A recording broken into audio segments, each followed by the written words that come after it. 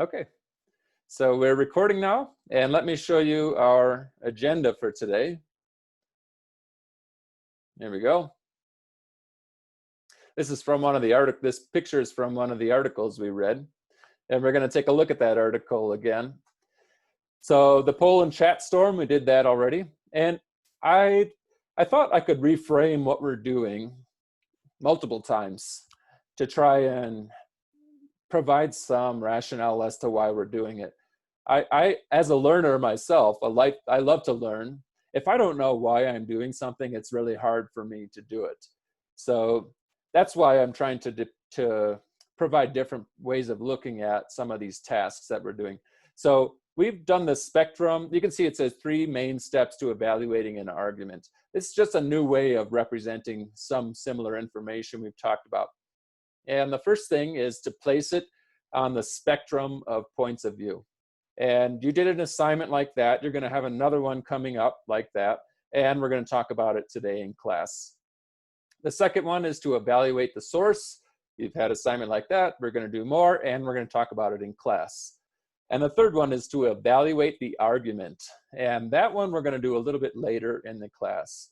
So basically, taking those 3 steps in mind, or keeping those 3 steps in mind, you can identify where someone is coming from based on their ideas, and then you can identify where someone is coming on based on their background, and that's the evaluating the source. And then later on in the semester, we're going to identify where someone's coming from by looking at their logic and their reasoning and their evidence.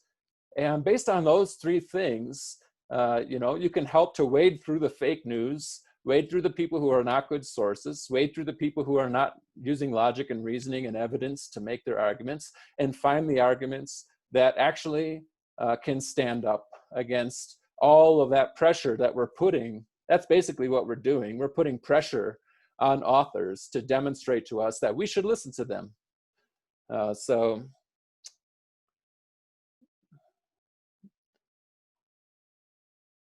Okay, so that's what that's about. And then we're just going to practice those things. Again, the argument aspect is going to be a few weeks down the road.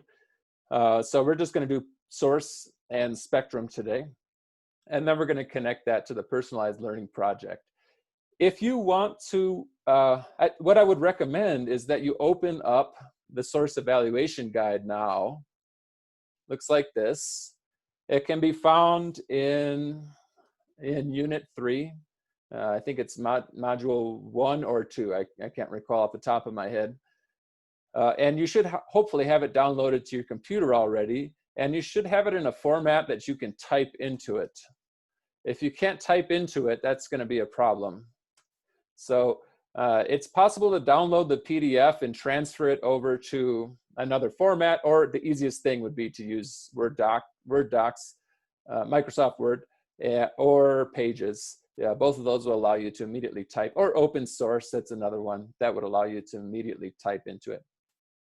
And we're going to do a lot of this stuff today, looking at the authors, the professional background, and so forth. And we will look at your homework assignment, some past homework assignments as well. Okay, so let's start. And we're going to do, there's also going to be a lot of breakout rooms. We're going to do a few of them so make sure you're writing stuff down and you have some stuff to take to your breakout rooms. We're going to start by going to the homework. So let's see, where was that file? I'm looking at module 1. And there it is. So it's in module 1. You should if you haven't already, go to module 1 and download one of these. If you have already, just open it up. And every time you create a new one, you can just save as, and that will keep that information on there, but the blank one will be available for you to use again. So you can have the source evaluation guide be just a general one, and then you can save as and put a person's name or an article name or something like that. So your assignment was to complete your first source evaluation guide, and that was based on Sean Hannity. And based on his argument about, so here he is, Sean Hannity. It's based on his argument regarding Kamala Harris as a vice president pick. We're actually going to skip this one and move to the next one. If you're having issues with this one, you can, hopefully by the end of today's session, you'll know what to do with that one. If you don't, you can reach out to me. Professor. Yes, Taekwon. Yeah, I have to work today, so can I do it when I come home? I do it for like 12 o'clock at night, though. This assignment? Yeah, well, for the unit 3, actually. I was Yes. working on the whole week. I was able to do the homework. Yeah, Some of please it I do. did it. All right. Yep, sounds good. So we're going to take a look at module 2. I have it downloaded, but I can't write in it. Okay, so you might have the PDF.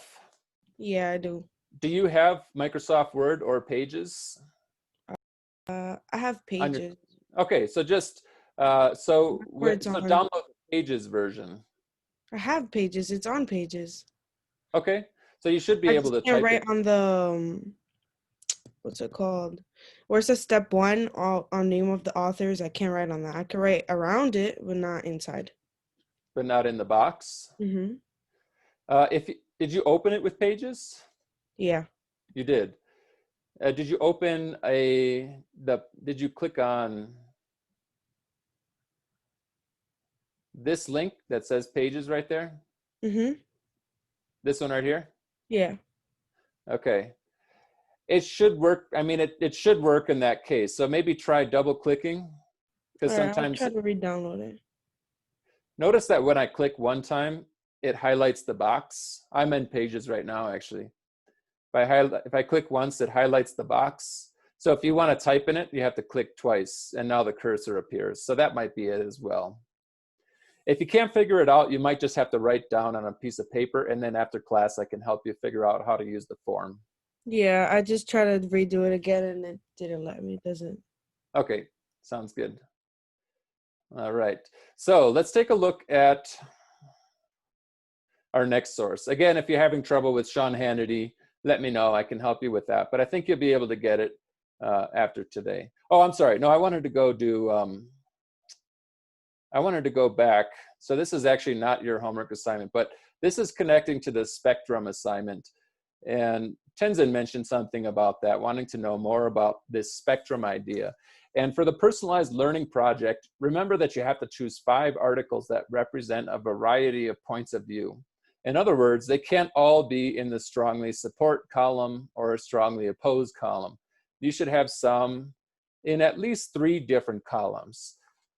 So if you don't need all 5, but at least 3, I think is a good mark to aim for. So I want to look at this. This assignment was about trying to identify different points of view. And the first one that I'd like to look at is actually this last one here. We've looked at it a few times in the Zoom sessions. We're going to read a little bit today, and then we're going to try to place Caroline Randall Williams on the spectrum of points of view, and then we're going to learn a little bit more about who she is. So the article is called "Do You Want a Confederate?" Remember, the issue is whether we should remove Confederate monuments. In other words, statues that represent a racist history. And so let's read a little of the beginning. We're just going to read a few paragraphs and then see if we can place her on the spectrum of ideas. So would anybody care to read? You're welcome to read if you'd like to. I'm not requiring it.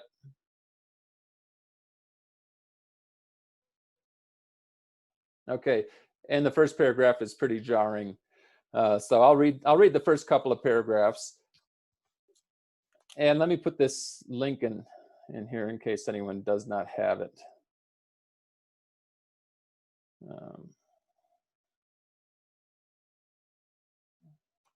Okay. So it begins, so this part Nashville just means that she is writing from Nashville. You'll see that in a lot of articles that we read, that the author says where they are located. And she starts, "I have rape-colored skin. My light brown blackness is a living testament to the rules, the practices, the causes of the Old South. If there are those who want to remember the legacy of the Confederacy, if they want monuments, Well, then my body is a monument. My skin is a monument. Dead Confederates are honored all over this country with cartoonish private statues, solemn public monuments, and even in the names of the United States Army bases. It fortifies and heartens me to witness the protests against this practice and the growing clamor from serious, nonpartisan public servants to redress it. But there are still those, like President Trump and the Senate Majority Leader Mitch McConnell, who cannot understand the difference between rewriting and reframing the past. I say it is not a matter of airbrushing history, but of adding a new perspective. I am a Black Southern woman, and of my immediate white male ancestors, all of them were rapists. My very existence is a relic of slavery and Jim Crow. According to the rule of hypodescendant, the social and legal practice of assigning a genetically mixed race person to the race with less social power, I am the daughter of 2 Black people, the granddaughter of 4 Black people, the great-granddaughter of 8 Black people. Go back one more generation and it gets less straightforward and more sinister. As far as family history has always told, and as modern DNA testing has allowed me to confirm, I am the descendant of Black women who were domestic servants and white men who raped their help. It is an extraordinary truth of my life that I am biologically more than half white, and yet I have no white people in my genealogy in living memory. No voluntary whiteness.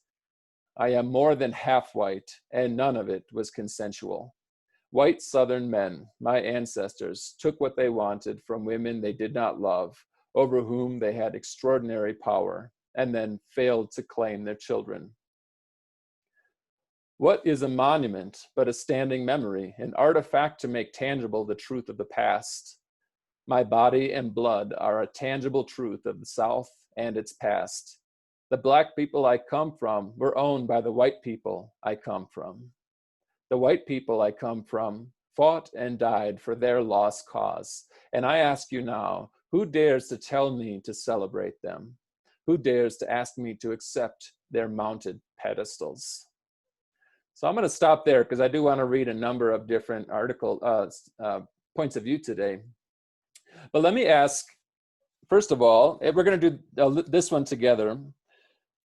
Where does Caroline Randall Williams fit on the spectrum of ideas regarding removing monuments? Does she strongly oppose removing monuments, strongly support removing monuments, or is she somewhere in the middle? And we can take a look at that graph. Here's this right here. Where do you think she would fit? Then you can just unmute yourself and give your point of view. I think she supports it. Kamira, so why do you think she supports it? Because she said that how they took from her, even though she's more than half white, she doesn't show any type of white, and she's not white on purpose. It was all like by accident and forcefully, not willingly. Right. And what about what she says suggests that she is in support of removing statues and monuments? I can turn back to the article here. Does she say anything that suggests that she supports it, Kamira? She said if they want monuments, then my body is a monument. Mm-hmm. That's And one example. My skin is a monument. Sorry, you cut off there. Oh, I think you muted yourself. That's a good example. Can anyone find another example? Because I agree, I think she supports removing monuments. Can anyone find another example from the text that suggests that she supports the removal of monuments, Confederate monuments?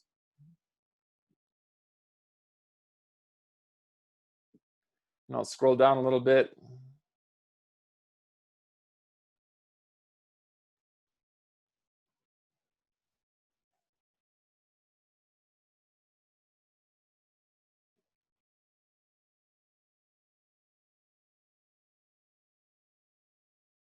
Let's take a look at this paragraph here. What is a monument but a standing memory? An artifact to make tangible the truth of the past. My body and blood are a tangible truth of the South and its past. The black people I come from are owned by the white people I come from. The white people I come from fought and died for their lost cause, and I ask you now, who dares to tell me to celebrate them? Who dares to ask me to accept their mounted pedestals? Can you find anything in that paragraph that suggests she supports the removal of monuments?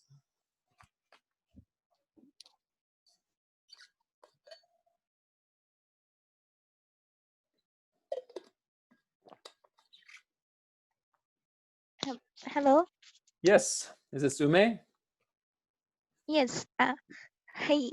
For some reason, I can't read the articles, any of them. You can't read any of the articles? No, What do you mean? they're telling me to subscribe, and I see. So you have to go back to Unit 1, Module 1, and find the directions for how to. You have a free subscription to both the New York Times and the Wall Street Journal. So I can help you figure that out if you need to. But yeah, this is the moment. If you recall, in the first couple of weeks of class, I said make sure you get those subscriptions because we'll start reading those articles. So you're just going to have to go and get your subscription. So let me know if you need help with that. Otherwise, you can find directions in Unit 1, Module 1. okay, thank you. You're welcome.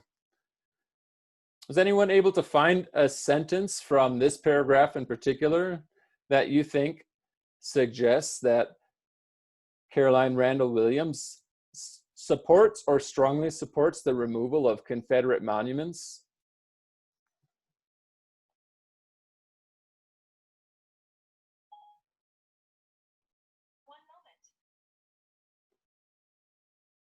So let me explain it a little more what we're doing. In order to you're basically making your own argument in this task. When you look at this spectrum here, you have to make your own argument, and your own argument has to be based on evidence. And your argument is going to be Caroline Randall Williams supports, strongly supports, is neutral, is opposed, is strongly opposed to the removal of Confederate monuments. And once you say that, then the next question is going to be, why do you think so? And that's the question asking you to provide evidence. So that's what we're looking at here. We've decided that she appears to be someone who supports the removal. And now we're looking for evidence. And now I see we have Chantel has typed into the chat room. The black people I come from are owned by the white people I come from. The white people I come from fought and died for their lost cause. And I ask you, who dares to tell me to celebrate them? That quote. Great. So would you be willing to say why you think that quote, Chantel? Why you think that quote demonstrates her support for removing Confederate monuments? The reason why I say that's kind of like the same belief that I have. They did is that last thing that she says. After all the stuff that happened with, basically it says the white people that came and fought and died, there was a lost cause. You ask them now to celebrate them. It's kind of like all the bad things that they was doing, like how some people look at Christopher Columbus, all the things that he did, they look and celebrate him when there's actually a bad thing to it as well. Right. And do you think that supports the idea that she supports the removal of Confederate monuments? But that one, I believe, is that quote, because you said it in that paragraph, which is the best one. That's the only thing that I could see. Earlier? Because that was the only one you chose. I didn't see anything else. Sorry, I didn't quite understand what you mean by that. You mean a line that's earlier in the essay? No, you was choosing the paragraph. Oh, down here. Yeah, that was Okay. the only one that I could choose because you asked in that set, Okay. which one can I Yeah. choose? And I said that sentence right there that I chose. That's the Right. best one you could choose from it. And I think it's really good. What I'm wondering is, can you explain why that supports the idea that she's in favor of removing Confederate monuments? Because she doesn't explicitly say that, but there's something we can imply from what she says. Because I think it's the same statement that I just said before. The fact that we celebrate them all the time, but how much did they did for us? Was it good or was it bad? Okay. It just is like thought provoking, basically. She didn't Okay. sit there and say, like you just said, it's just to make your own assumption. Okay, great. Yeah, and I think the last step I'm looking for is that a statue is a celebration of someone's life. And by leaving them there, that suggests that she's supposed to celebrate them. So I think that's a great quote and a good explanation. Then we have one from Huirud. In the last, she asked 2 questions that show strongly support. Yeah, so she found the same ones as Chantel. Okay, great. And Moriam, she dares to accept me. Who dares to ask to accept me? Basically the same idea. She doesn't want to celebrate that history. Exactly. And that's what you have to do to find out where someone fits along that spectrum, is find evidence in their writing that tells us where they fit. So the next thing I want to do with Caroline Randall Williams is to learn a little bit more about who she is, because now that we've placed her on this spectrum, we want to know, what is her background? Is she somebody that we should listen to? Or more importantly, is she someone that we should not listen to because of something that is bothersome in her background? So in order to find that out, and we're going to do this for everyone, we're just going to type her name in. And when I do that, it goes to this page here. And as we did in our last class, there's a number of ways to learn about a person. Wikipedia, even though you may have been told not to use that for research purposes, we're just trying to find out who somebody is. We're not trying to quote Wikipedia in a research paper. So I think it's okay to learn about a person through that. You can see that this article is the top article from her work. You can see she has a website. We can just take a look at her website and see if we can learn it. You have to think of yourself as a detective. And in a way, this can be this can seem tedious, but actually it gets really fun when you start uncovering things about people and you learn quite a lot about them. So right from the start, you can see she's artistic. She identifies as an author, which we already know. Let's see. And then here's a paragraph that she has written about herself, or someone has written to support who she is. So we can't necessarily assume that this is all biased information. It comes from her. Nonetheless, we can learn about what she thinks of as herself. She thinks of herself as an activist. And she identifies as a Black American. Here's some portraits of Black Americans and a teacher. Okay, so that just gives us a little bit of information. We can check out her Twitter account. You can see I've already done that. And again, this is about how she identifies herself. And so the first thing you see is this background with the Black Lives Matter. That's the one in Washington, D.C., I believe. Or maybe it's in Nashville. I don't know. She lives in Nashville. So I'm just going to so you can see this article, the image reappears. So this was obviously a big moment in her career. So now we know that this article was an important part. And look at this. She says, not going to lie, this kind of feels like making it. And she's talking about her article here. So now we know she's not really an established voice. This article was her groundbreaking moment as a writer. Here it says, thank you to The Root for including me on the list, the most influential African Americans of 2020. So let's just check that out. And that's what this is all about. Just go down the rabbit hole, as they say.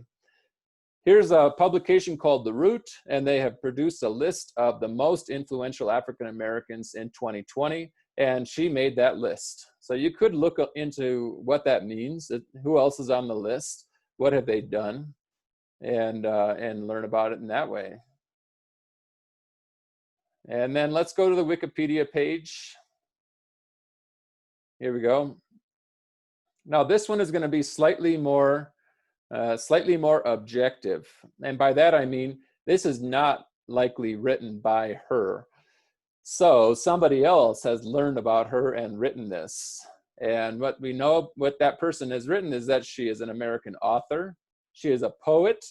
And that would help to explain that first sentence that is so powerful, that she has rape-colored skin. That's a very poetic way of putting that. And academically best known for her 2015 cookbook, Soul Food Love. So again, that supports the idea that she's kind of new to the writing world, if her most notorious book is a cookbook, and now she's writing this piece that has become very popular. So you can learn about her through this, but you actually notice that she doesn't have a whole lot of information on Wikipedia because she's a new writer. But you can definitely tell that she is an advocate for Black American rights. That much is clear. So when we're going over here, you can type in her name. That's her name. Professional background. She is a poet. She is a writer. She is an activist. Vested interests would mean, is somebody giving her money to say certain things? We didn't find anything about that. Aside from if you publish, you get paid, but that's different. It's different than an oil company giving you money, or if there was an organization that was giving her money to say certain things. They're just publishing her work that she wrote on her own. Other important information, we have to add that she's an advocate for Black American rights. She was 100 most influential African Americans by the publication Root. I think it's Root. Is that right? I think so. The Root. Okay. And then we can say that this article was her breakout. And that's important to know, because in that way, she is developing her reputation right now as we speak. And that article has probably done more for it than anything else. So that's different from somebody who's 65 years old and has a lifetime of writing and accomplishments and awards and all that kind of stuff. So that's step one. Pretty easy. The reason that there's a space here for multiple authors is because some articles have multiple authors and you want to investigate each of them. So we're done with step one for her. We have a pretty good picture of where she's coming from. Step two asks who she is speaking to. So I'm going to ask you to unmute yourself and tell me if you know the answer. Is she speaking to the general public? Is she speaking to experts in the field? Or is she speaking to special interest groups? And she could be speaking to more than one of those groups. Did somebody unmute? Yeah. Kamira, what do you think? Still muted. I think she's speaking to the general public. Okay, I agree. So you can write And yes there. interest groups. Okay. What interest groups? Maybe like the Black Lives Matter. Yep, I agree. And what about experts in the field? Is she writing to experts in the field? I mean, I think so, because they're part of the general public in a way. So, and that I agree with you. She is speaking to experts because they are part of the general public. But I would answer this question no, because there are, oops, there we go. because there are very specific articles that are written for experts in a particular field. And we'll take a look at those when we look at opposing viewpoints in context. They're usually not published in newspapers because newspapers are for the general public. So you'll probably find most of your articles would be a yes right here, a no right here, and they could be a yes or a no in this category there. But if you get into some academic articles, then you might end up having a yes here. And I can show you what that looks like, what those articles look like. Then you move to step 3. Is it peer reviewed? And I got a couple questions about that. What is peer review? How do I know? But if you read this, it says it means that it has been read and approved by other people who work in the same field. So what's her field? Her field is she's a poet, she's a writer, she's an activist. So in that way, that's not really an intellectual field. It's more artistic and maybe self-expression. Peer review is not common in newspapers. So again, most of your articles will probably be a no here if you do newspaper articles, and is somewhat present in magazines. Academic journals are mostly peer reviewed because in order to have an article published in an academic journal, you have to be approved by the journal editors who are usually experts in that same field. So I happen to have worked with a magazine for a period of time, and I was the fiction editor of that magazine, but they had a nonfiction section, and the fiction section is not really, they don't think about things as peer reviewed or not, but in nonfiction you do. And the nonfiction editor, there was a group of people and they would read all of these articles. It's kind of overwhelming. It's like the deadline is July 20th, and on that day, by that day, you end up having 120 things to read, and you want to respond to them as soon as possible. So you read through all the articles, and whatever you choose, whichever ones you choose to put in your magazine or in your journal are considered to be peer reviewed, because I was an expert in that field, and I decided, okay, we can accept your work. So you're sharing it with people who read the same stuff as you, write a similar style as you, know similar evidence, and that think in a similar way. And if they think that your work is good, then they can publish it. And that's what peer review is all about. So peer review elevates the status of an article, but not everything is available to be peer reviewed. So is this article peer reviewed, do you think?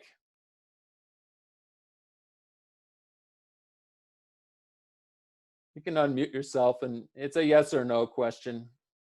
Do you think this article is peer reviewed by Carolyn Randall Williams? Kamira and Moriam both say no, and you're right about that. It's not peer reviewed, because even though the New York Times editors accepted that article, they are not working in her field. They're journalists, so it's different. It's different than if you submit it to an academic journal. Professor, I have a question. Yes. When we do our project, Yes. we have to do steps 2 to 5 for all of our articles. Actually, 1 to 5. Actually, it's 1 to 6. There's 6 steps altogether, and you do need to do all 6 of them. But like, you know how we put all of the topics, all of the things in the first part, we put everything, like the author for all 5 of the articles, yeah, and their personal background. After that, we have to do the parts at the bottom 5 times too. Yes, but notice this is actually really simple. So if you learn what peer review is, it's going to be a really fast answer. If you learn what audiences are, these are also really quick. So the one that takes the most work is step 1, because you have to go and do a lot of research. But once you get past step 1, it gets pretty easy.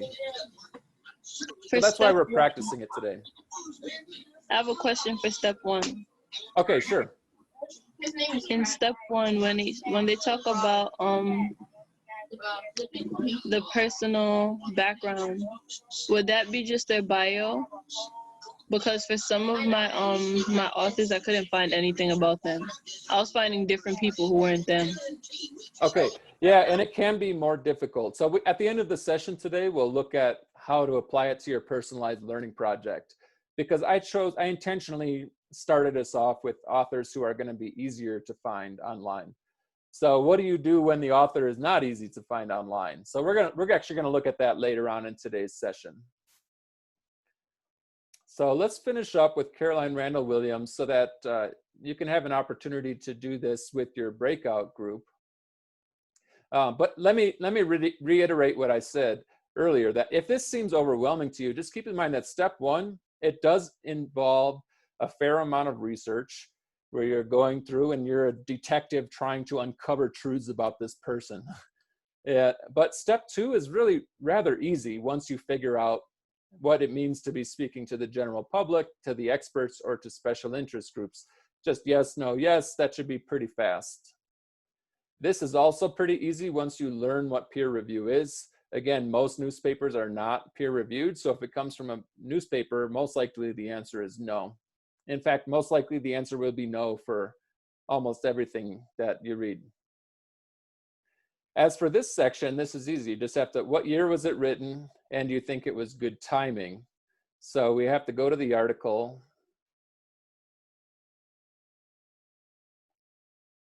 And there's the date, 2020.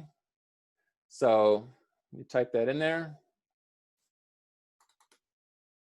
And the second question is it too old, too recent, or appropriate? And the distinction there is hazy, I will say. It's not entirely clear all the time. But in this case, you know, we're talking about monuments. The monuments have been taken down already. People are fighting against it. President Trump is fighting against those who are trying to say that there is any racism problem in the United States or sexism. He just issued an executive order this morning saying that there is no problem with race in America and there is no problem with sexism in America. And if you try to teach people that, you know, through certain government organizations, I can teach you that, but there are certain government organizations that if you try to teach that, it's against the law now, because he just said that we should be speaking in positive terms about America. So all that's to say that this is very appropriate. We need her voice right now. So if anything, it might be a little too late. So I think it's a good timing for it. This one, what is the purpose? So what do you think her purpose was? Go ahead and unmute yourself or type it in the chat room. To educate, provide factual information, influence, sell something. There could be something else, but those ones do cover a lot of ground. You could choose one of those and be right about her purpose. So what do you think it is? Is she trying to educate? Kamira? I think her purpose is it's to provide information and like educate in a way. Okay, absolutely. She's definitely providing information. She's definitely educating, but I think there's another one that is the main point of what she's trying to do. And Moriam and Jennifer both suggested influence. And I'm glad that it went that direction, because it's true that you can be educating, you can be providing factual information, but when you answer this question, it's about what is the main purpose of the author. And what she's mainly trying to do is influence people and to believe that, yes, it is in fact time to start removing those monuments. She wants us to do something or believe something. To educate, it might just be like, what is climate change? And they tell you what it is. That's what educating would be, or providing factual information. And then the domain. All you have to do is write down what is the domain. And this one comes from nytimes.com. That means it's a commercial domain. And you're just writing that down so you know. You can, because these are the one, .com is the one that can be most difficult to determine if it's credible or not. But we're going to talk more about that in the next unit. So we're done. And so I hope you realize that this, even though this is a lot of words, once you get used to doing this, this is really easy. You just have to look at what the website is. This one, you have to have read it and understood it and drawn a conclusion from it. This one, you just look up the year. This one, again, most of yours will be no because they're newspapers, but I will show you what peer review looks like. And then this one, you have to be able to interpret the audience. And this is the only one where you really have to dive in and find out all that information. Okay. Are there any questions at this point? Because I'd like to put you into breakout rooms for our next author.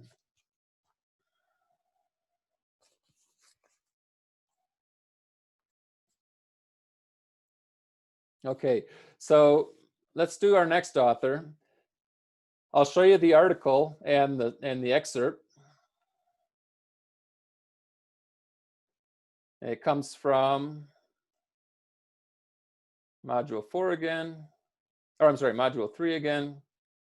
Oh, it's right here. It's this one here. Even the Bible is full of flawed characters, by Timothy Dolan.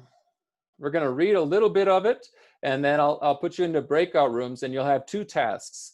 Number one, you want to decide where does he fit on the spectrum of ideas regarding this issue. Does he strongly support removing statues, strongly oppose it? Is he somewhere in the middle? And you'll decide that among your group. Once you've done that, just start researching him. Look up his name, Timothy, here it is right up here, by Timothy Dolan. So you can actually click on this link, but actually I would suggest typing it in here. There's a lot of stuff on him. So start by being a detective.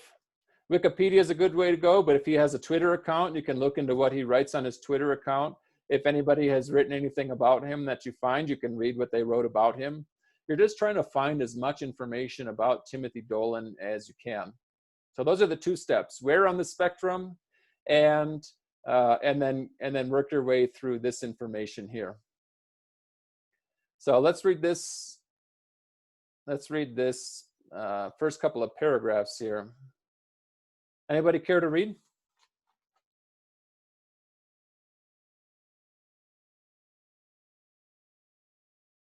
Okay. Yes, I will, Kamira. So this one starts with, years ago, I was dedicating, let me zoom in a little bit.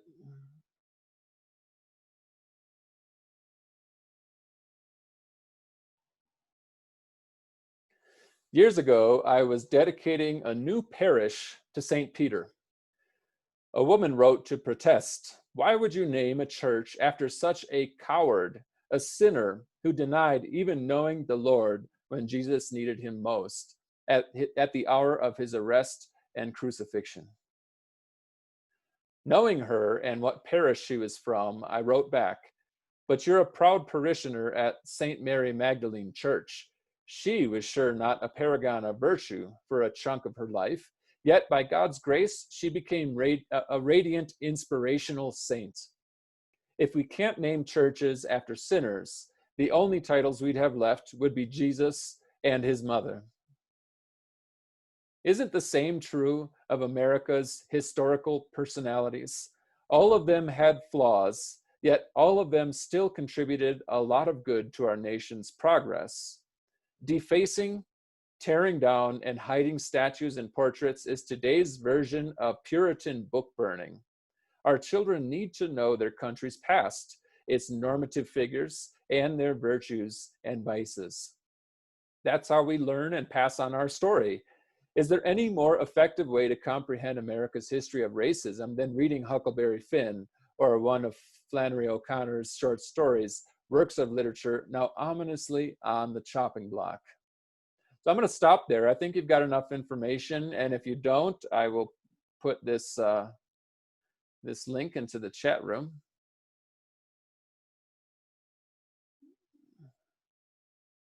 There we go.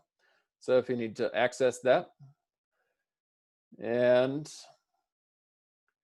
And then I'm going to start up some breakout rooms. And once again, you have 2 tasks. Number 1, does Timothy Dolan strongly agree, strongly disagree, or somewhere in the middle when it comes to the removal of statues? Number 2, complete the source evaluation for Timothy Dolan. And again, step 1 will probably take you half of the time, and steps 2 through 6 will take you the other half of the time.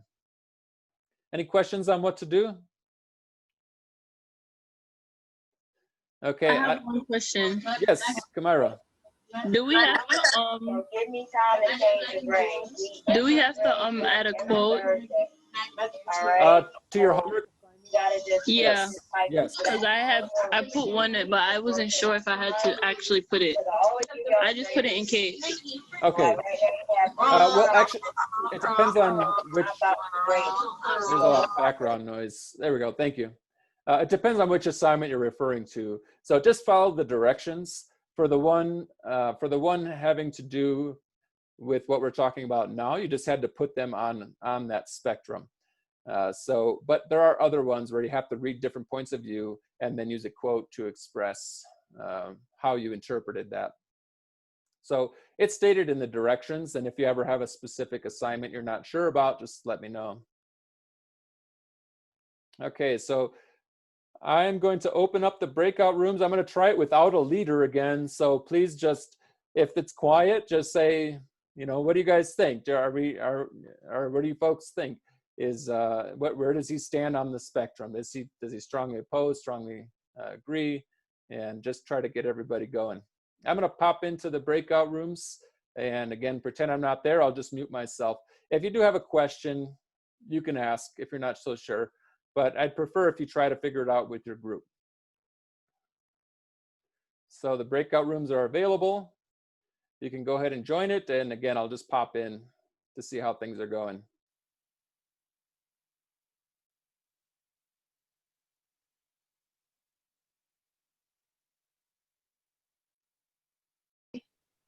Hi, Tenzin. Hi, Rachel. Hi, Hello. everyone. So, what are your opinions? I read the article and I think she strongly opposed that the stages should be removed. You're talking about Timothy? Yeah, Timothy Dolan. Okay. He strongly opposed. Okay. What do you think? I don't know how to feel. Because he's saying that he wants him up, you know, to represent the good or bad. So I think he is opposing to them being taken down. So yeah. Okay. So you think he only opposed?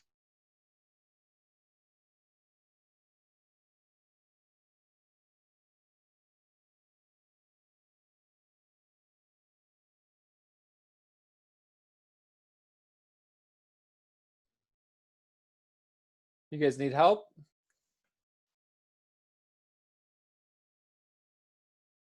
Yes. Okay, do you know what to do? No, I'm type confused. So the first thing, did you decide whether Timothy Dolan is in support of or opposed to the removal of Confederate monuments? I mean, I'm type in the middle. Say it again. I'm in the middle. In the middle. Okay, so what you want to do is try to find evidence in the article that suggests, do you have access to the article? Oops, I sent that link privately. I'm going to send it again. So in the chat room, I just sent that article. And when you click on that, read the first few paragraphs. You should be able to find some evidence that says whether he's in favor or opposed to the removal of monuments. For some reason, it's telling me to subscribe and sign in. Yeah, you do need, if you haven't already, you have to sign in using your BMC. You have to create your account. This is in module 1 of unit 1. So you won't be able to do that now if you haven't done it yet. But if you have done it, then you just need to log in with your BMCC email address. Ume, do you have any thoughts on it? Oh, I don't have access to those articles. Say it again. I'm not able to read them. Yeah, okay. So, and Erube says his microphone isn't working today. Huiru, do you have any thoughts?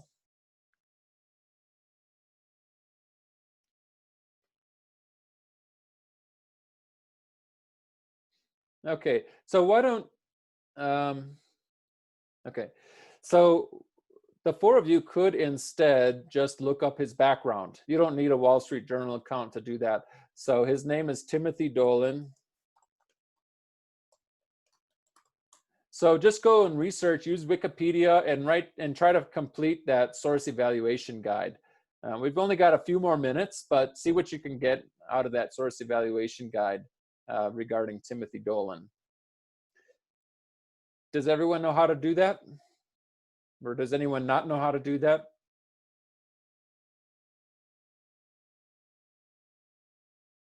Okay, so I'm gonna let you guys be, and I'm gonna go check out another breakout room.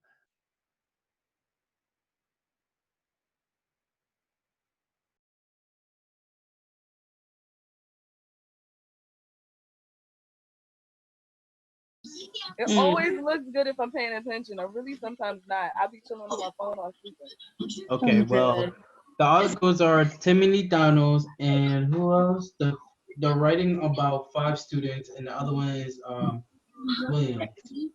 Where's the articles though? Because I don't see it. When he was bringing it up, I didn't see They're Do you it. want me to can I share my screen so I show you the article? Yeah, show me. Good. All right. Wait, I have to look for it real quick. All right, this one. Okay, I got it. This article. You got your screen sharing? Okay. Yeah. Can you This is share the article. link so I can see if I can pop it up? All right.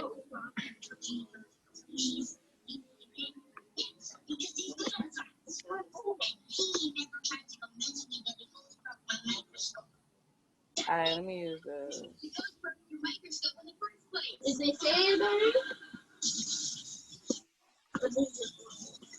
I sent it in the chat. Got it. And for this article, what we supposed to do? Take We're the full supposed to essay? put it on the spectrum. Yeah, put it on the On spectrum Blackboard. and look for information. He only had read like the first part. He didn't read everything because he said that the first part basically sums it up. But this one was easy. I want him to do the other one. Which one? This one. Which one did you want me to do? Oh, you're here? Oh, we're doing that. No, Don't you worry. didn't, Pete. I didn't, Pete. I was going to say something, but he was here the whole time. We'll do that one. We'll do that next. I just want to say you're on the right track. Just you want to find out where he fits on that spectrum. Does he agree that we should remove monuments or disagree? And looking at those first few paragraphs is exactly where you'll find that information. I'm gonna pop up. Okay, years ago, I dedicated blah, blah, blah. Okay, so maybe it's this one. No, we have that. Timothy Dalton? Dolan. Oh, Dolan. Oh. So we have other potential best interests of that. He's a priest? He's a bishop. That's what we think. Of a Catholic. Oh, you bishop. Oh, so somebody. In the article, he's talking about God. You got a priest that popped up. Oh. I didn't see that coming either. You say he's a bishop? He was grand. So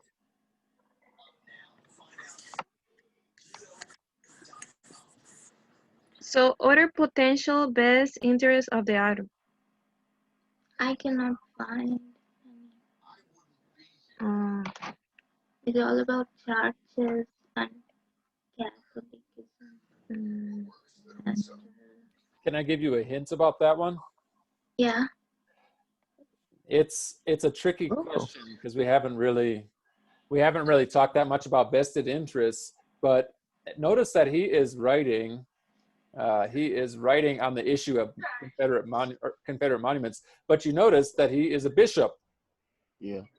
So he has a responsibility to the Catholic Church.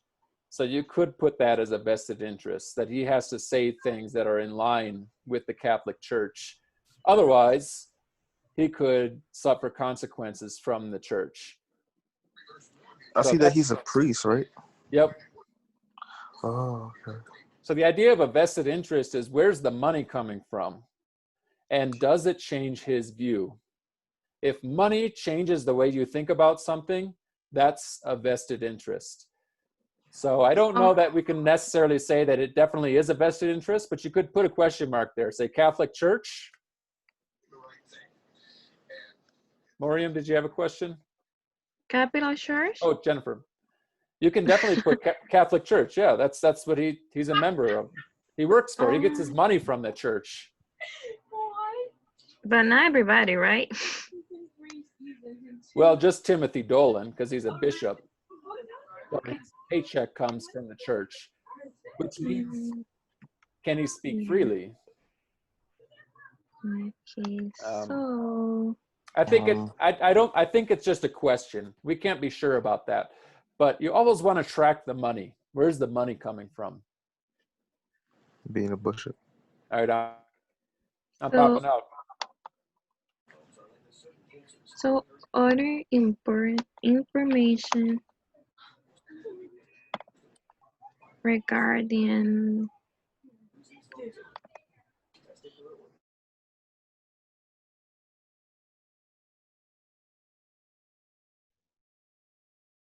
How's everything going in here?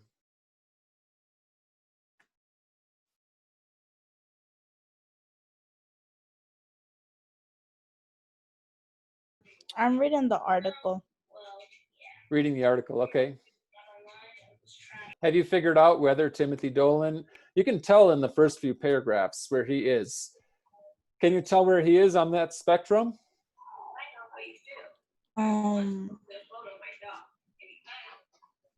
Does he oppose removing monuments, support it, neutral?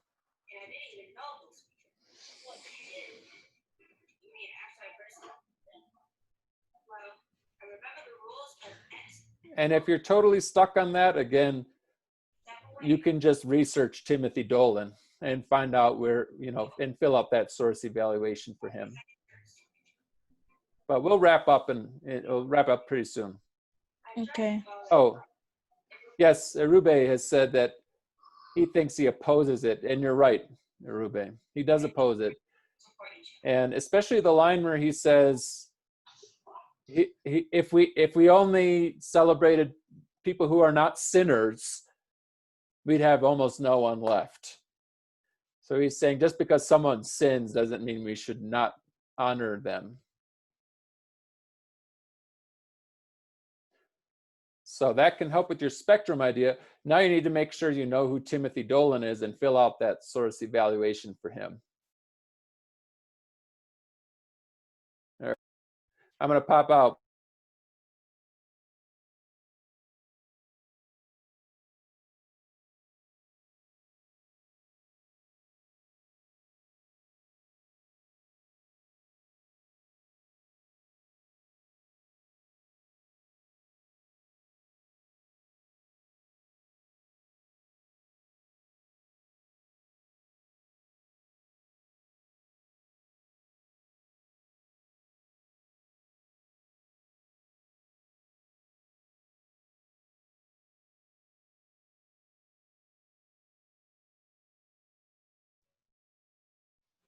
Okay, welcome back. We've got about 30 seconds left. There's two breakout rooms still working.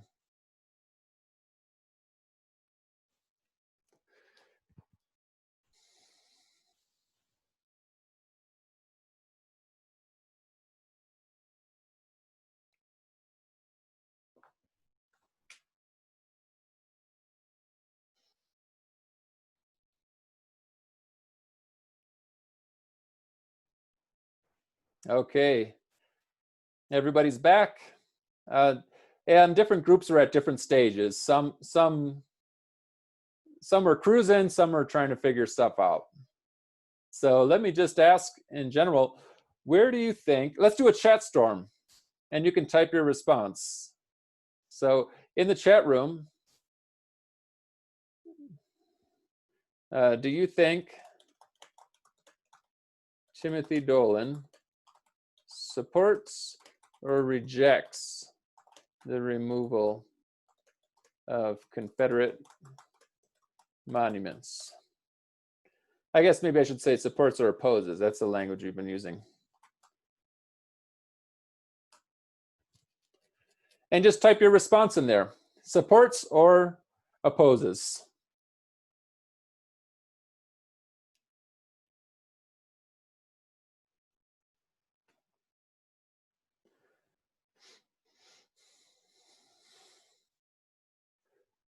Okay, great.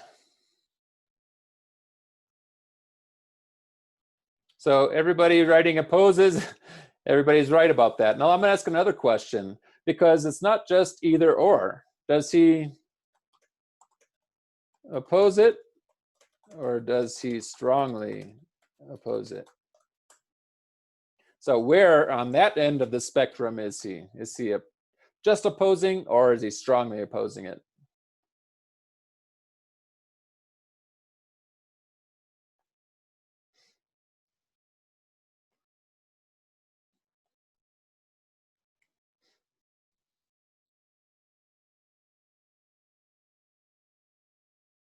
Okay, a number of strongly opposing.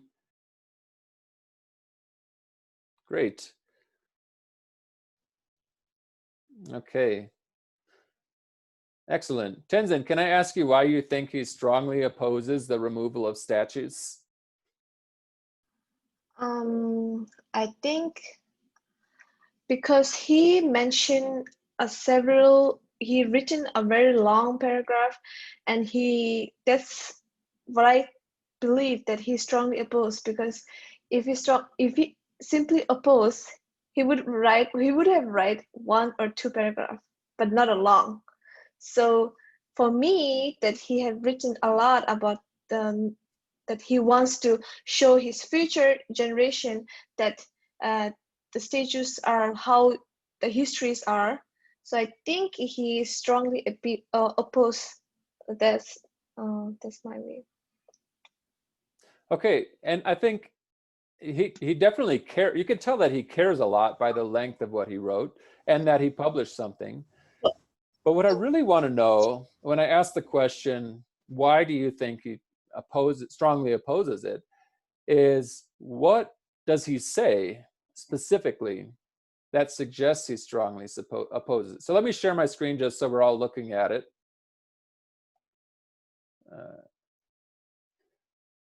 So this is the article. Is there something about this article that suggests, here, let's go down to this section here. Is there any sentence in those 2 paragraphs that suggests that he strongly opposes it?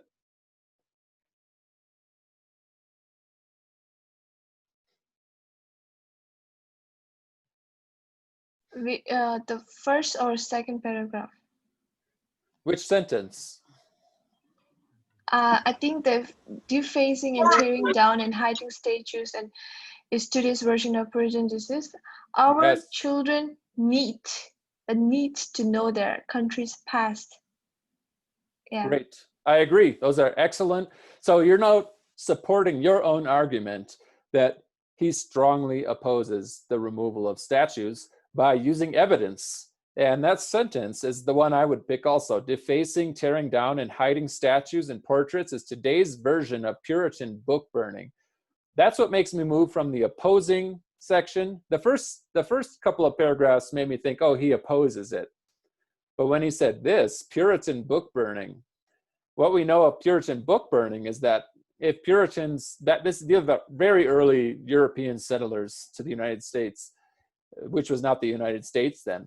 And if there was a book that they thought was not healthy for the human mind, they would just burn all of those books and say, those were not allowed anymore.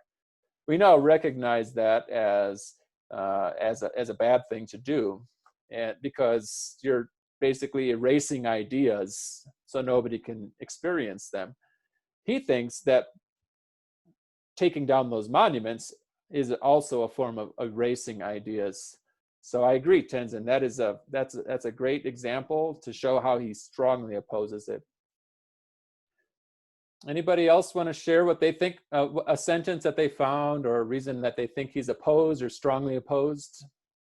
I said that, Jermaine, shut up.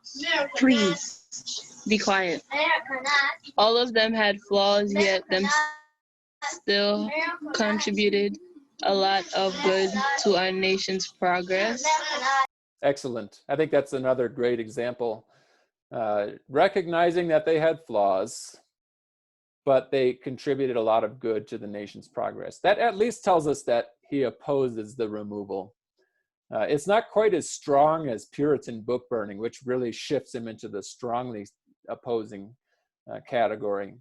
But you can tell that he thinks that just because someone has flaws doesn't mean that we should remove them from our nation's history. Okay, so now you can see two very different viewpoints. One strongly opposes, one strongly supports the removal of those statues. Now we did a little background on Caroline Randall Williams. What did you find on, and I don't know that every group got to this point, but here's our chart, and we have to change a name now. His name is Timothy Dolan.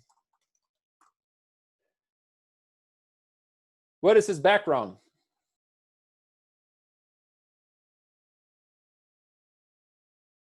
What is his professional background? What does he do for a living? I know some of you figured it out. Priest. He's a priest. What else? He's a writer. He's a writer. Great. What else? He's not just a priest. He actually has a more prestigious role in the Catholic Church. What is his, what is that? He's an American cardinal. A cardinal? Did you say? Yes, yes, Yep. cardinal. Great. Yeah, so he's considered to be in the top class. He's one step down from the Pope. So he has a loud voice. A lot of people will listen to what he says for that reason. Does he have any vested interests? And I talked with one group about this. Basically, what a vested interest means, again, and we have to do it again and again because it is a hard concept to get. But whenever someone says something, you always want to ask the question, where is that person getting their money from? Because money changes people. So the question number 3 is a question that wants you to look into, is there any way in which money might affect the way he thinks? Taekwon? No, I was gonna say, did he have interest in I think cemetery enrollments? Like the Catholic Church in general? I guess just him, because he invested in cemetery enrollments. Enrollments? Yeah. For the seminary? Oh, cemetery. Okay. So, but do you think, is he getting money from cemeteries? I didn't read that far. And that's really what you want to find. Where is his money coming from? And I did talk to your group. I'm going to answer this question for you. I don't know if this affects his thinking, but I know that he gets his money from the Catholic Church. And if he gets his money from the Catholic Church, that means he probably has to speak on behalf of the Catholic Church. So I don't know that it changes his thinking, but I wonder if it does. That's all. That doesn't mean he's guilty. It just means it's a question I have. Did he change his thinking because he's a member of the Catholic, a leader of the Catholic Church? Okay, and this section here, this is where you really have to do a little more research. What did you learn about him?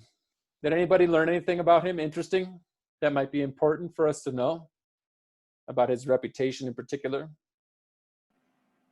He has some sex scandals and Sex also, scandals? yeah, Involved in sex scandals. yeah. Was he accused of anything? I couldn't Sexual read the abuse. whole thing,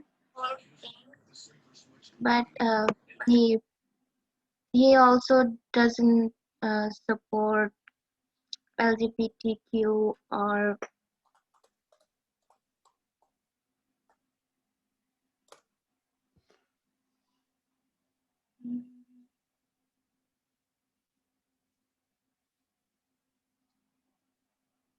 abortion. Yeah. Okay, great.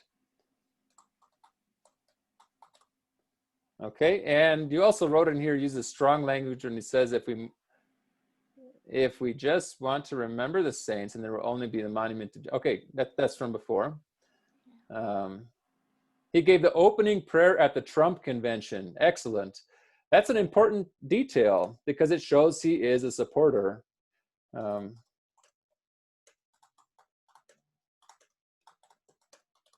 Some other things that, by the way, that he was involved, but he was not accused, as far as I know. He was actually trying to prevent the church from having a huge problem, knowing that there was a lot of abuse happening in the church, and he listened to a lot of the victims. But he is a well-known conservative voice.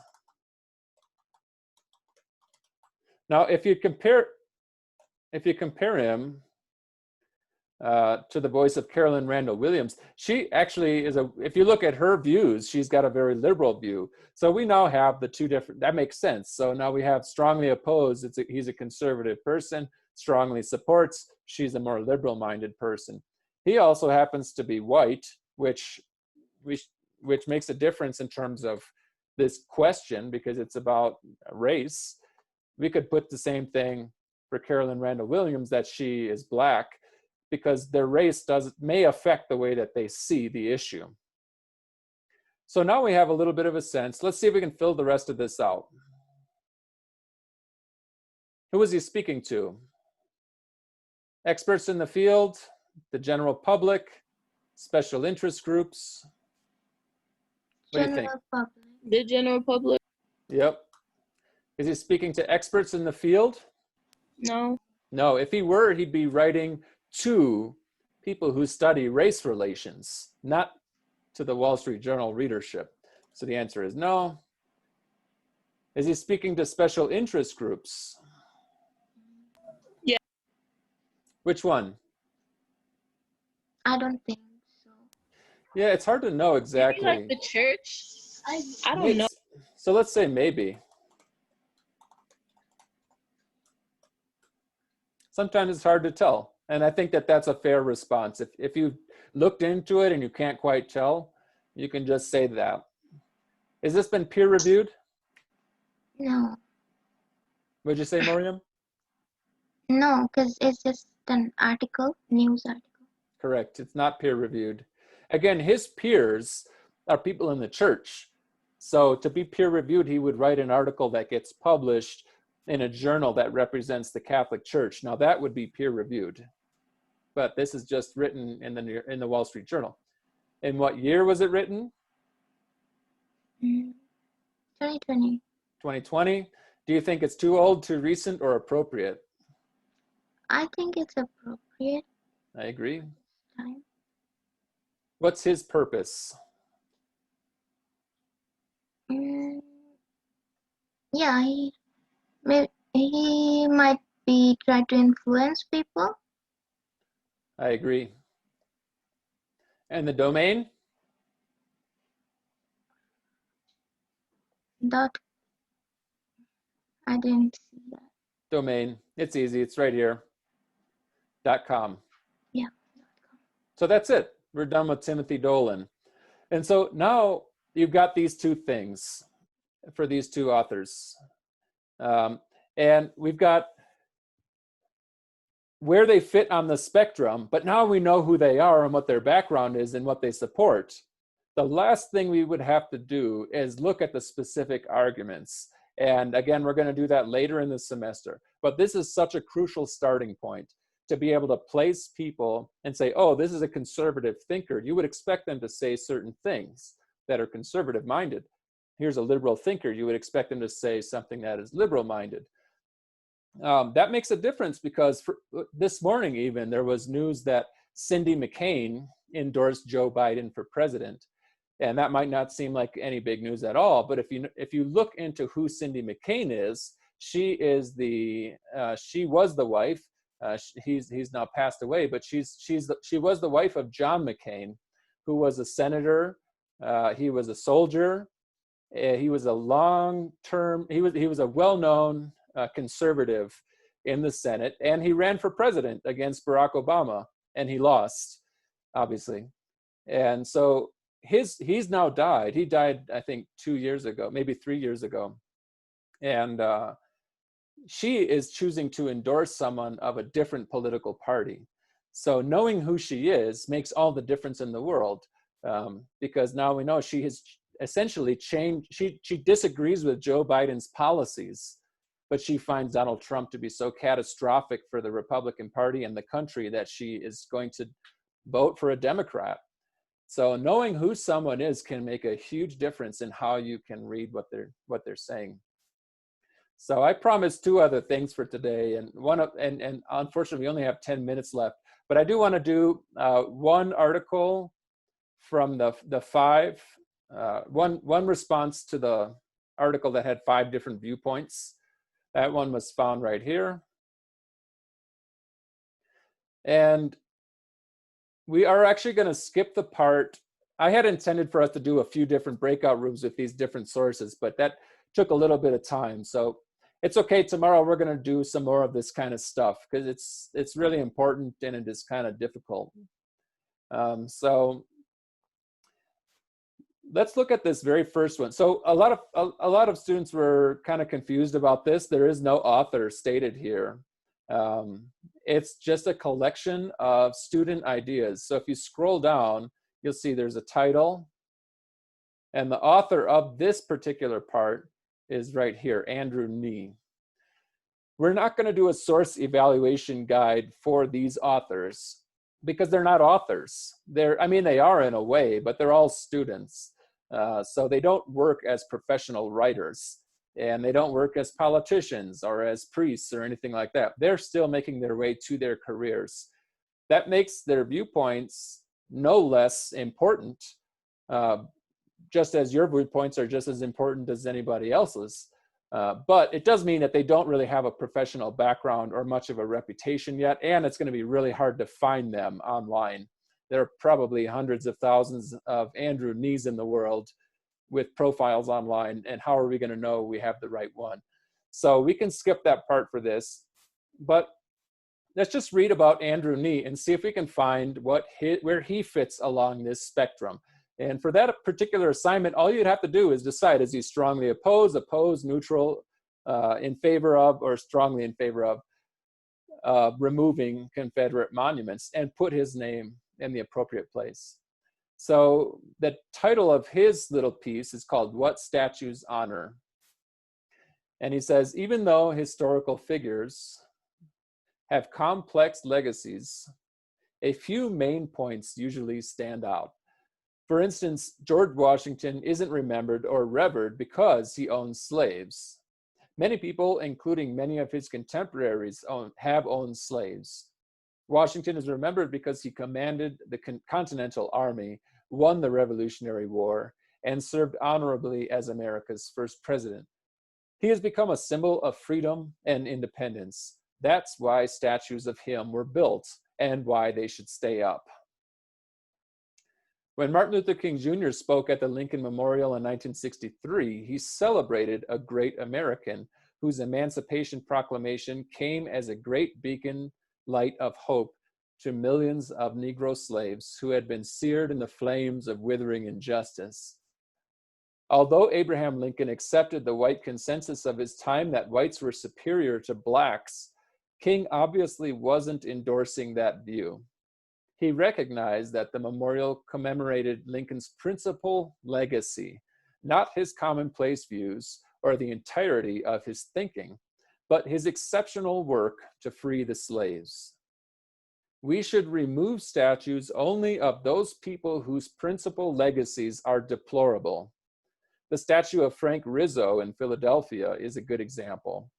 The former police chief and mayor is remembered primarily for his brutality, racial appeals, and opposition to desegregation.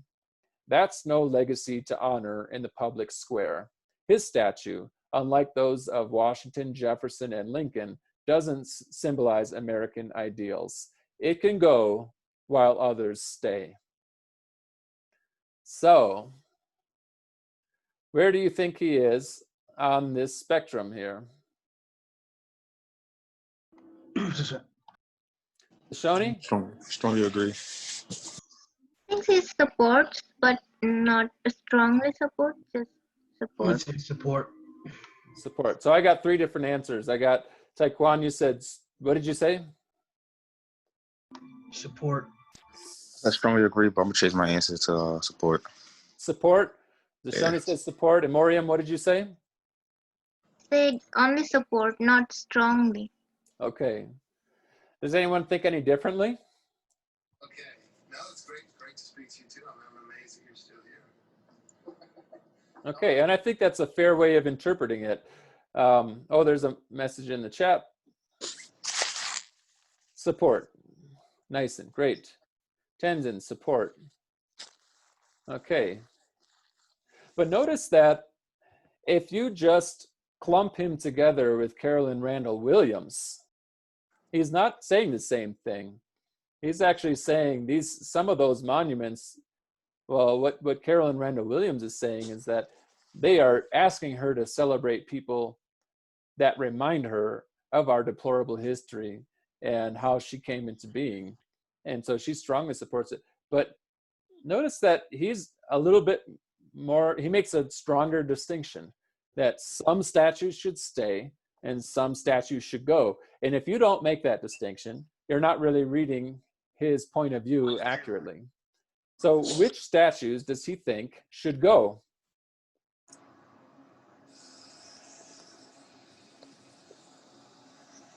Let me go back to the article. Oh, that was a question. Which statues do you think Andrew Nee thinks should go? The statues of the people who were brutal and bad, those should be removed, but not all of them. Okay, he uses this word, principal legacies. What are they known for in history? And he uses Frank Rizzo. Frank Rizzo is known as a police chief who was brutal. Issues with race and desegregation. Taekwon? That took the power for granted, basically. Yeah, people. And they have a legacy of that. That's how people remember them. And Tenzin is saying he's neutral, and I think that's a reasonable way of looking at it. He's neutral support, and this is where our spectrum fails us. Sometimes you have to just express exactly what the person is trying to say. And Zashoni wants to know, how is he neutral? And I think he does support the removal of statues. But there are a lot of statues that were removed or defaced or are at threat of being removed that he opposes. So I think that's how you could look at it, as being neutral. People wanted to take down Thomas Jefferson's statue because he owned slaves, George Washington because he owned slaves. He disagrees with all that. Lincoln also had a mindset that white people were superior to blacks. But nonetheless, he thought blacks should be free, and that's his legacy. He is known as someone who worked to free slaves. So that's Andrew Nee's point of view, and you have to find that fine line. And notice that if we go through all of these, you'll find that this is a very useful one, actually, because you'll find that each one of these people have a very fine line. What's okay and what's not okay. You also have a very fine line. Kamaira, you have your hand up? I'm not playing Yeah. with you, so don't touch me. You said that he wants to take down George Washington. Not Andrew Nee. He opposes that. But some people have suggested it. They wanted to. But didn't George Washington own Why are you slaves? not on the floor doing your work? Yep, he did. But I feel like he shouldn't. Like people who think that his statue, it shouldn't. Oh my goodness. That it shouldn't get taken down, because I mean, like, he was like literally the first president and stuff, like, so he basically started us off as So we need a leader of the government, but not to do it by themselves. Do you think his statue should be removed, Kamara? I don't think his statue should be removed. I mean, he did own slaves, but like, that's a minor. That's like one. Oh my God! No, can y'all stop for real? Like, I'm dead serious. I'm gonna break my head off. You want a cup? What was I saying? And do your work. Yeah, I think that his statue should stay up. Okay, so it sounds like you agree with Andrew Nee. Because you don't want to do your work, all you want to do is bother. Legacy of the person makes a difference. How the person is. Leave me alone. Do your work. Nobody. I agree. You agree with that, Taekwon? Yeah, I agree with that. Great. Excellent. I feel like we're getting somewhere with all of this. That we have to discern a person's point of view along a spectrum of thought. And sometimes 2 doesn't do it. Are you a favor? Are you opposed? That doesn't do it. You could break it into 3. A favor, neutral, opposed. Into 5, into 7, into 9. But ultimately, each person has a unique way of seeing things. And your job as a reader and a critical thinker is to find that fine line. If they're approximately in the support range, but you have to make the distinction that Andrew Nee opposes removing statues, or Kamira or Taekwon, if they have a legacy of something that we should retain, then that's a very important thing to say. You may support the removal of statues, but you do not support the removal of certain statues. So you're kind of a little bit here and a little bit there, and you have to be able to describe that fine line. So we did run out of time to do the personalized learning project, but we will do it tomorrow. Let me take Jennifer's question. Yes, Jennifer. Like, I thought that homework was like from our point of view. I made it like from my own point of view. So I didn't know it was like comparing or something like that. Yeah, and if you want to redo it, you can. Okay. But yeah, what you want to do is take, so here's the 3 different articles. And this one has 5 different points of view. So when you add it all up, it's 7 points of view, including Timothy Dolan, Andrew Nee, Carolyn Randall Williams, and 4 other people from this article here, this article 2. Once you do that, all you do is you put their name in the proper category. Some people had a hard time formatting it. I don't care how you format it, as long as it's clear where somebody, whether they oppose it, support it, and so forth. Okay, so in the homework that is due today, I just see like one person. We just have to look at one person, like Sean. Let's take a look at that. Because in the bus we had 3 spots, so I don't know if we just have to look at him. Well, I'm going to take a look at the homework assignment. Yeah, this was the one due today, and it's only this one thing. You just have to take the same source evaluation guide and apply it to these 3 people. And here's their argument. So when it comes to peer review, I'll just tell you now, the answer is no. These are all just things they said. When it comes to who is their audience, you'd want to find that information from what they do. Like Rush Limbaugh, for example, he's one of the most, he is the highest rated radio personality in the country. So when he says this, he says it on the radio. And so you should learn that about him, what he does, what platforms he uses. Same thing with Anderson Cooper. He's not nearly as popular as Rush Limbaugh, but he is a very you might recognize him. you obviously know Donald Trump. He's the most powerful man in the world. Professor, Miriam. in this homework, we just need to do the step 1 of the source evolution, or we need to do the others? I said step 1 on Monday, but now I'm going to ask if you did that and submitted that you Yeah, now I that submitted it. okay, just do a revision and complete the remaining steps now that we've gone through it with our. I wanted to make sure we had a chance to go through it in class before I held you to that expectation. Okay, so we have to read all the steps and resubmit it? Yep, and you'll do all 3 for each one of these people. So if you, I guess if you want, you can put them all on the same guide and, you know, author 1, 2, 3, and then you'd have to be clear about who you're referring to in the later steps. Or you can do 3 different documents. That's okay as well. Yeah, some people are wondering if class is technically over. We're 4 minutes over, but I'm happy to keep sharing the assignments and the expectations for those assignments. I do want to say before everybody takes off that tomorrow we will do more of the same. And I'm going to shift the focus to the personalized learning project. And I'm going to try to get more time for you to do work on your own with that project. I have some questions about the project, but I guess I'll ask you tomorrow during class. Okay, yeah, that sounds good. I do want to share. Stay after. Well, right now, because I want to know how I'm gonna do this homework if I can't write on the pages. So.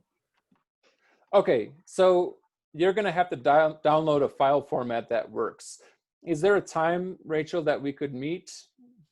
I could do it right now. Okay, cool. So yeah, stick around and we'll try and figure that out.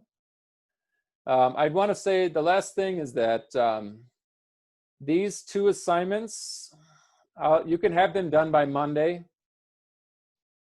This one is to do the first 3 authors of your PLP. This is to complete your works cited. And then this one is to complete the remaining 2 authors of your PLP. So by Monday, you should have completed 1 source evaluation for each author that you're doing for your personalized learning project. And that's what we're going to do tomorrow. We're going to talk about that.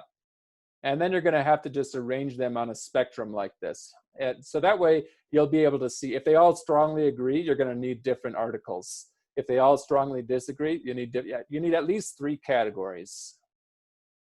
So we're going to spend our class tomorrow talking about this. You can turn all this stuff in by Monday. And note that this last one is not usually available until tomorrow. I made that available now. So if you want to keep going through and doing all the work due Monday, you can do that. If you're confused, tune in tomorrow. We're going to work on this tomorrow. Okay, any other questions or comments? No, I'm good. I ain't got no questions. Okay. I'm finished the homework by tonight. He did it like that. The homework for tonight? Yeah, well, the one I was due, I think Monday. Fucking look at, but do the fucking work. Yeah, turn it in tonight. All right. Yeah, that works. Questions or comments? Yeah, I got a question. Yeah, Zashoni. You know that year we had to do for the assignment? I put 19 except for 2020. Oh, I see that. You put 1900. I didn't know what year to put. So I was like, oh shit. I thought it was about the articles. And now I said put 2020. Okay, no problem. I'm gonna make that something that you can. Yeah, I already submitted it, so it's like, dang, it's kind of too late. I don't think I that just wanted those. to let you know. I don't think that those are currently allowing multiple submissions, but I'll do that right after class. Make sure that they all have that option. So you can just change it and submit it again. I'm gonna try it. Thank you. And Okay. I'll probably send it towards your email, except for Blackboard, because I already sent it to that one. Okay.